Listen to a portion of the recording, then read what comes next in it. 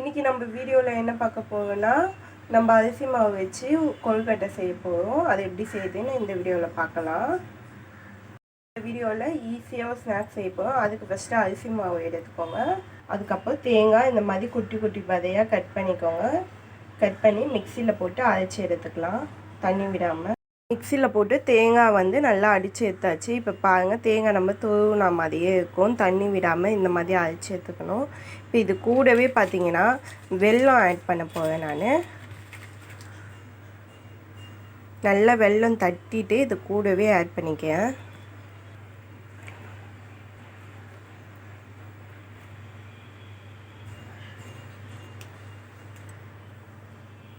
Mixie ஜாரில் போட்டு ஒரு அடி அடிச்சுக்கலாம்.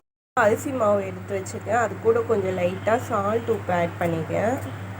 உங்களுக்கு எந்த அளவுக்கு உப்பு தேவையோ அந்த அளவுக்கு ஆட் பண்ணிக்கோங்க. இப்போ நல்லா பிசைஞ்சு விட்டுக்கலாம் மாவை. நீங்கள் தண்ணியிலே கூட ஆட் பண்ணி கூட நீங்கள் மிக்ஸ் பண்ணிக்கலாம்.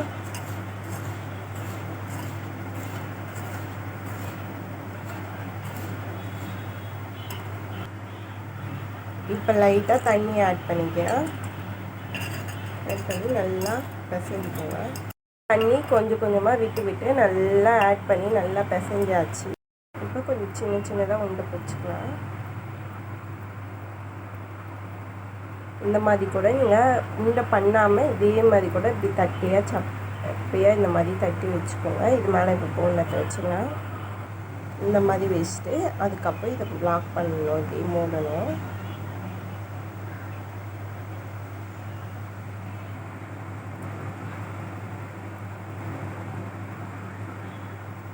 பாருங்கள், இந்த மாதிரி பண்ணி வச்சுக்கலாம். சின்னதாக இந்த மாதிரி சைஸில் பிடிச்சி வச்சுக்கலாம்.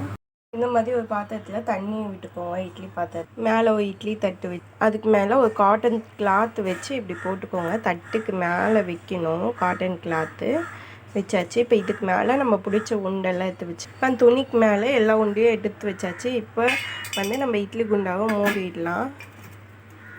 இப்போ அடுப்பத்தை வச்சு அது மேலே வந்து எடுத்து வச்சாச்சு.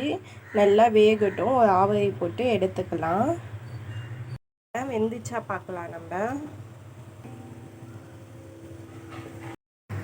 பாருங்க, சூப்பராக வந்துச்சு கொழுக்கட்டை. பூர்ணம் வச்சு நம்ம அரிசி மாவில் செய்யணும் கொழுக்கட்டை. எப்படி வந்துக்குது பாருங்கள், நல்லா வந்துக்குது. இப்போ வந்து இது ஓப்பன் பண்ணி பாருங்கள், நல்லா வந்துக்குது உண்டை. இதே மாதிரி செஞ்சுக்கலாம். இது ஈவினிங் ஸ்நாக்ஸாகவும் கொடுக்கலாம். அரிசி மாவில் ரொம்ப ஈஸியாக சீக்கிரமாக செய்ய ஒரு ஸ்நாக்ஸ் தான் இது.